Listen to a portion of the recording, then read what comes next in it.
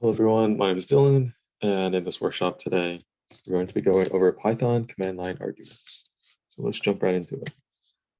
So first off, what is a command line? So there are usually two ways that we can interact with the computer. The first one is a GUI, or graphical user interface. This is navigated by a mouse. You can drag icons, move windows. Basically how we interact with the computer on a day-to-day basis. As opposed to this, there is the CLI, or command line interface. This is a text interface. And before, we had these fancy graphics and stuff on our computers. This was how people interfaced with computers.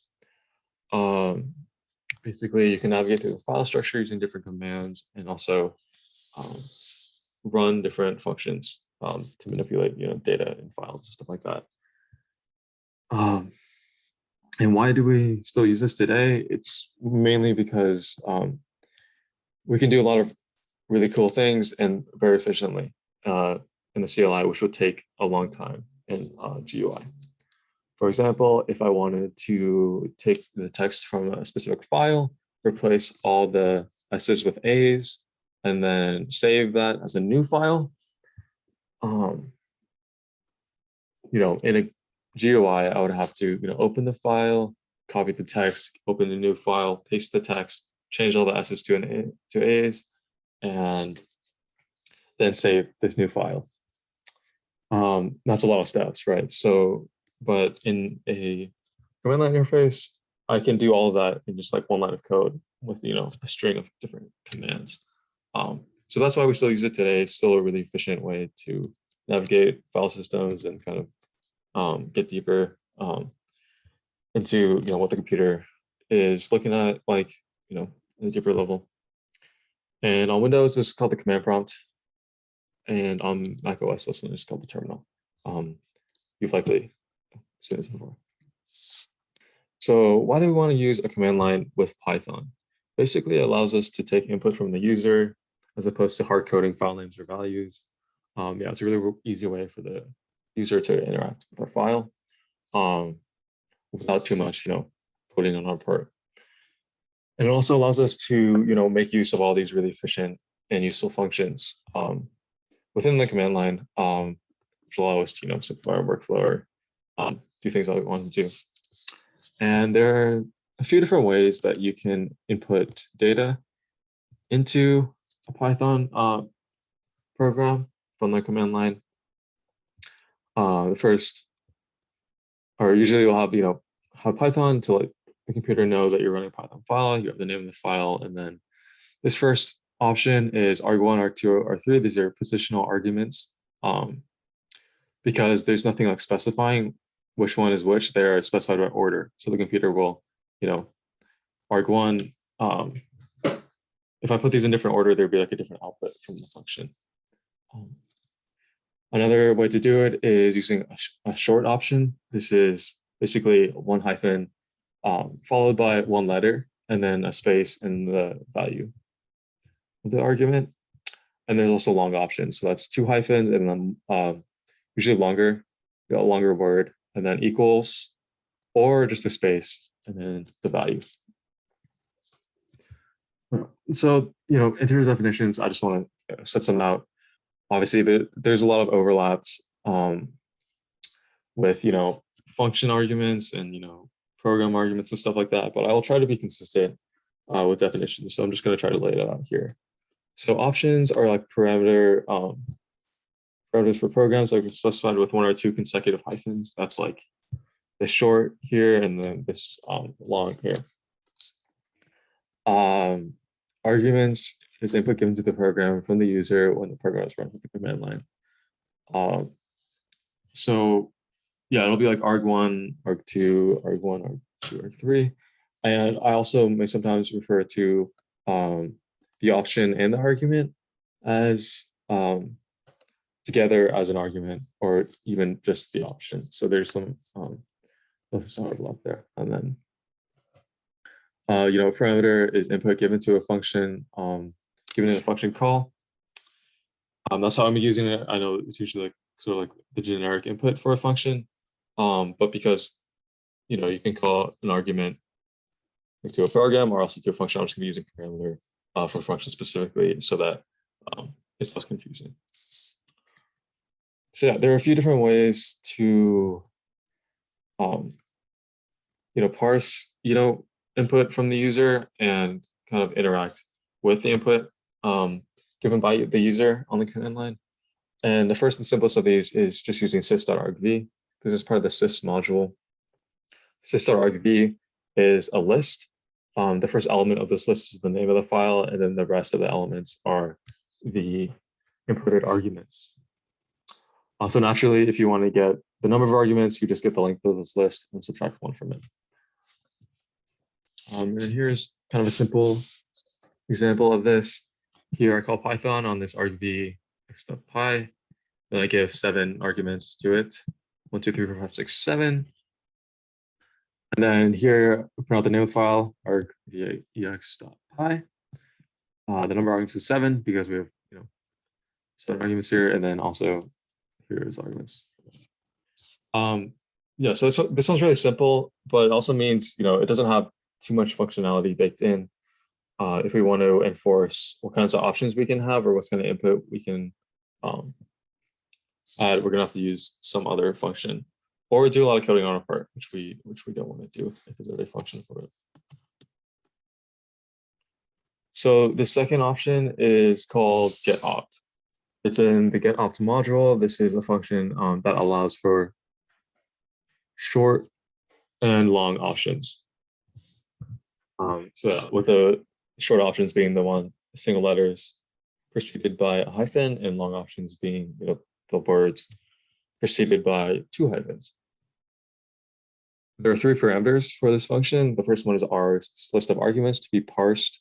Usually you'll put sys.argv into this, or sys.argv minus like the first element. Short ops is going to be a string of short option letters that you can use.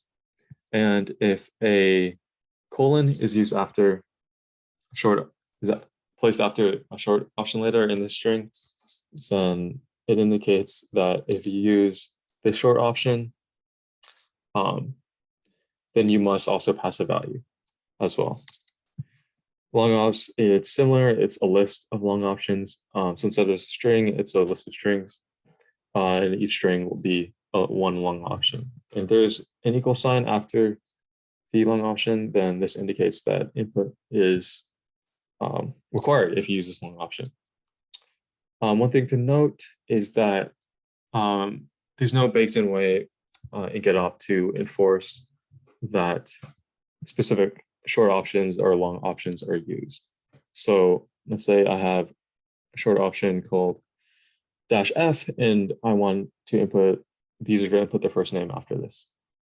I can use the colon to enforce that the user will put a value, pass in a value when they use this short option, but I can't enforce that they will use this short option. I will have to do that manually.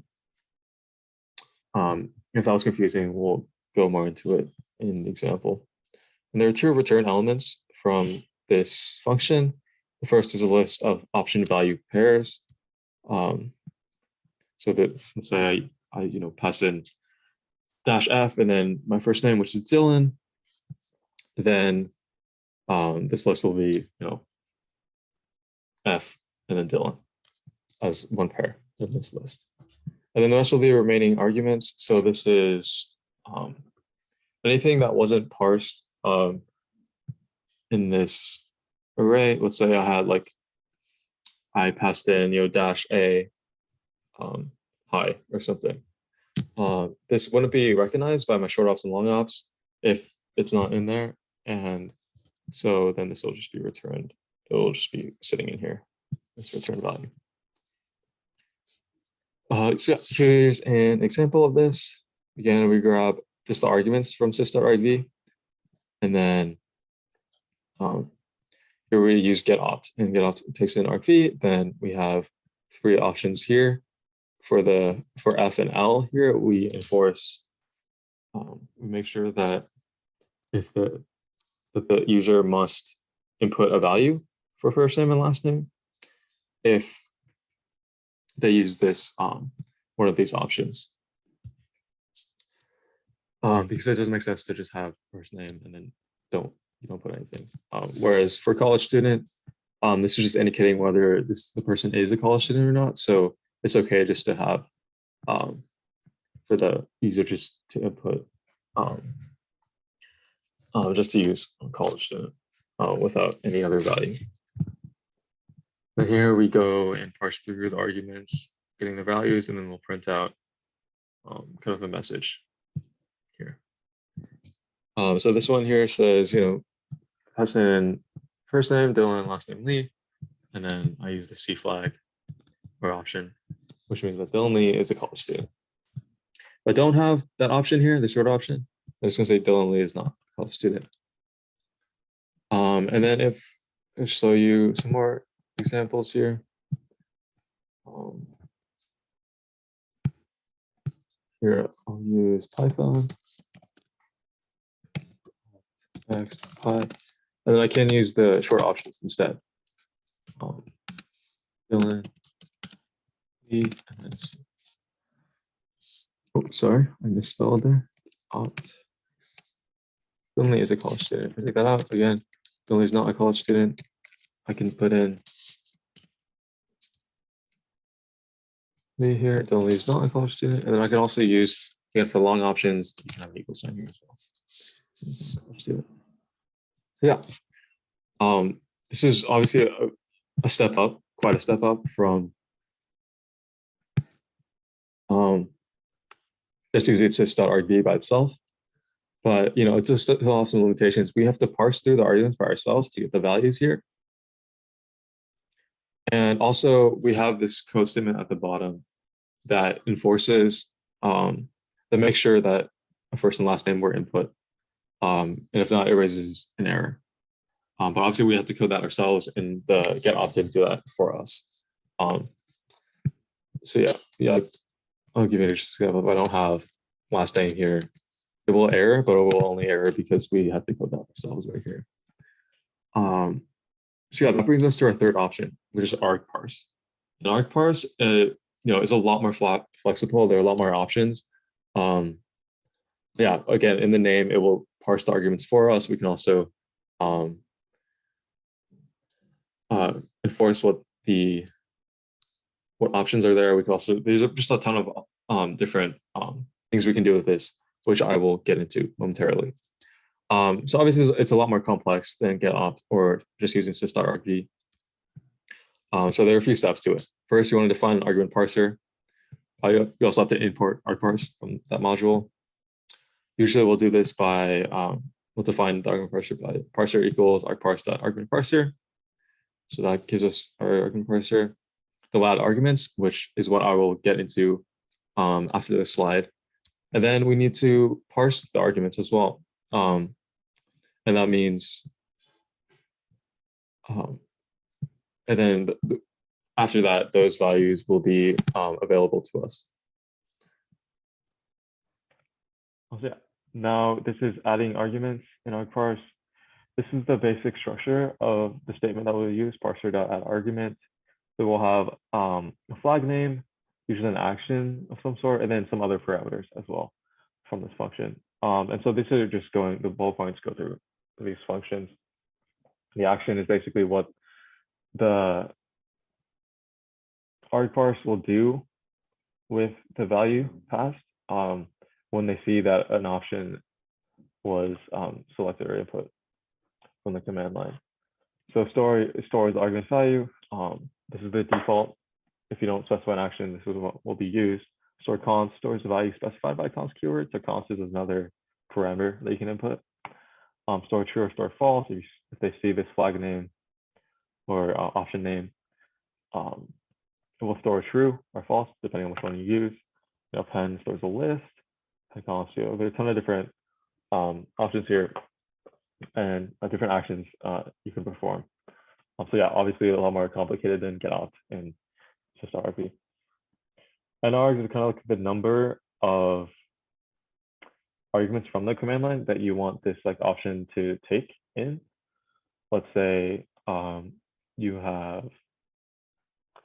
want the user to input, their parents, their like biological mother and father, then you can use nrx equals 2 as a parameter to this add argument function. And then when they use this flag and input both names separated by spaces, then it'll grab those two names and then put them together into a list when the argparse like parses the arguments. Const, we've mentioned this previously. It's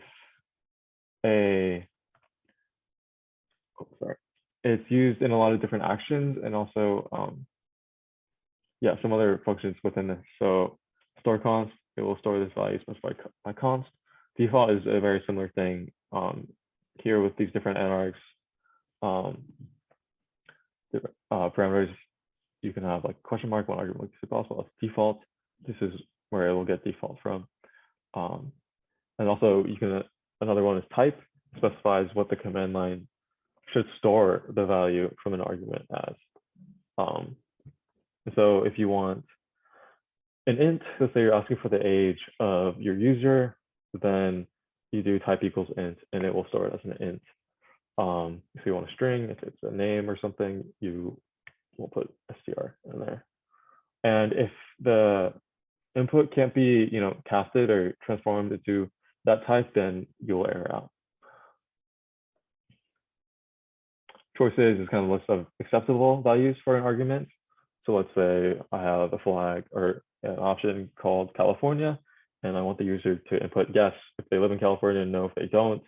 Then and I want them to have any other input besides that, I can have put yes and no in this choices parameter.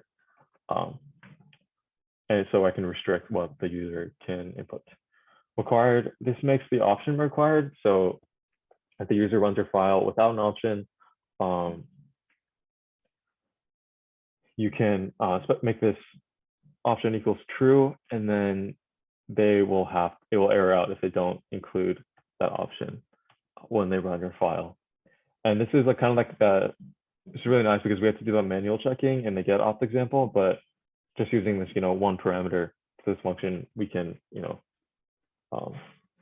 not do that and be a lot easier. This help parameter is a string containing a description of the argument and what it does.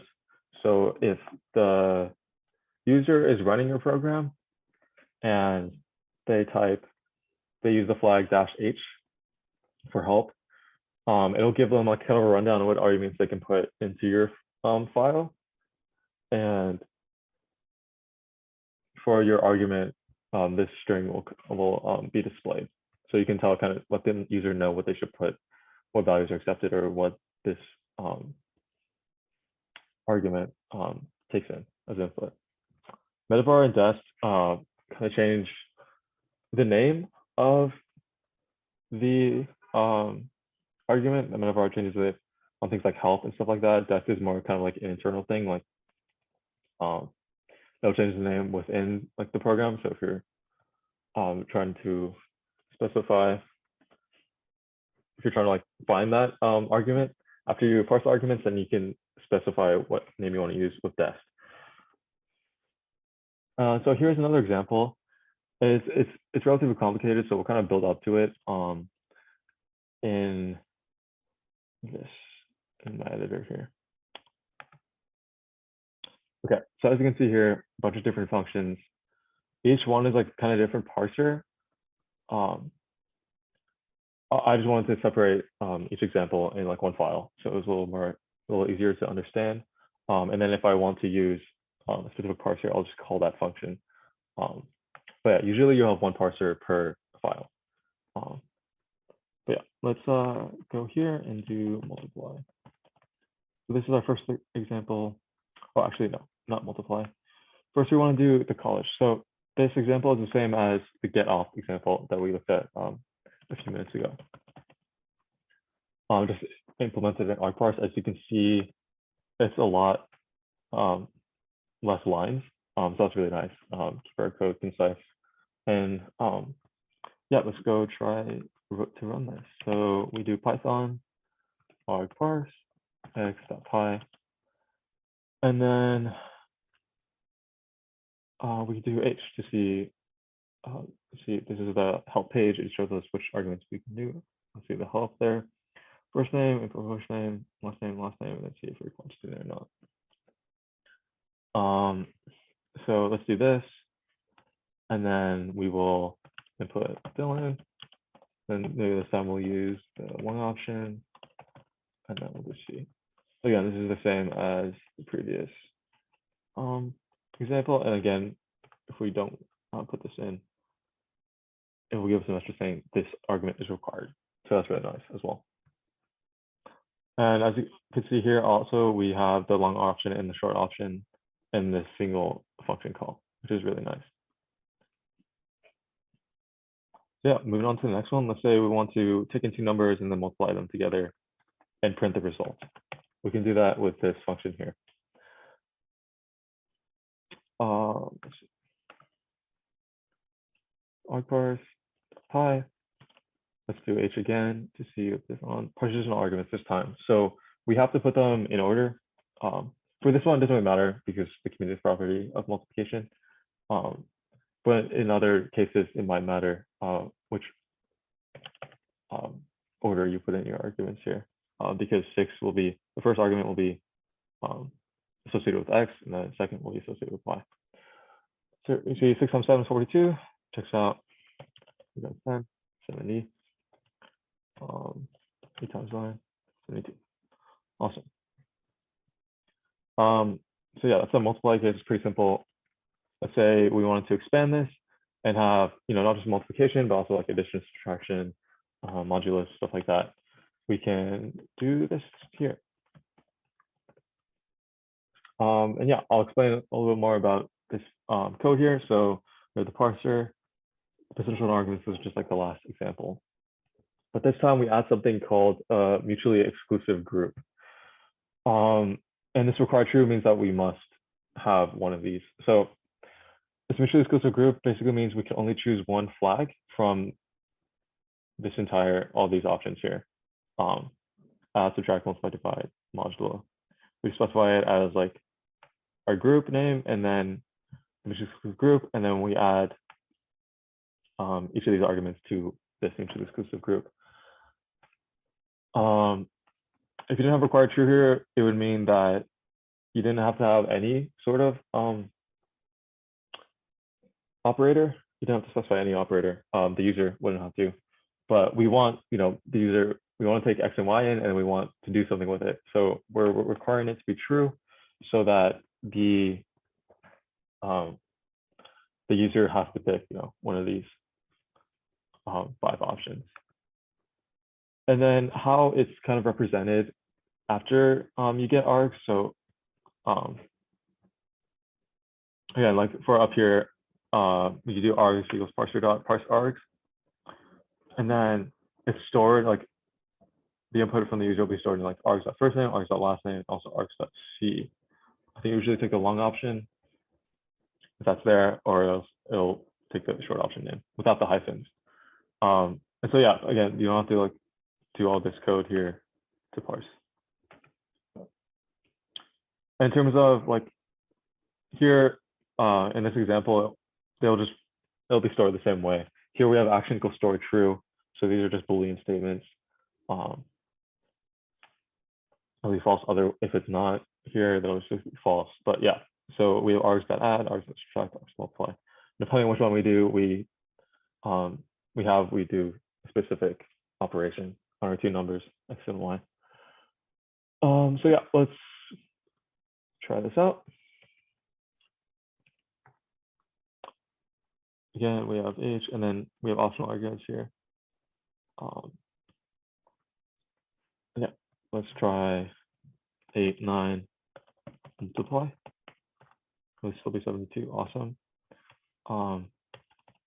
And what we can also do is have them kind of out of order. We'll have add, then 8, 9, 8, and then there'll be 9 plus 8. If we have, you see the positional arguments, the order only matters in terms of the order with respect to the other positional arguments. You can have, non-positional arguments anywhere inside of this. So 8, 9 add. Let's do 7, 8 divide. That 7, 8 add. We could also modulo. Which won't really change anything. And then let's say 1 to 11 modulo 8. Perfect. Again, if we don't specify, because we have required true here, if we don't specify an operation, it's going to say this. So yeah, it does a lot of the heavy lifting for us, argparse, which is really awesome. But yeah, so last example, we're going to kind of combine both these examples, the college example and also the calculator example, into a single argument parser.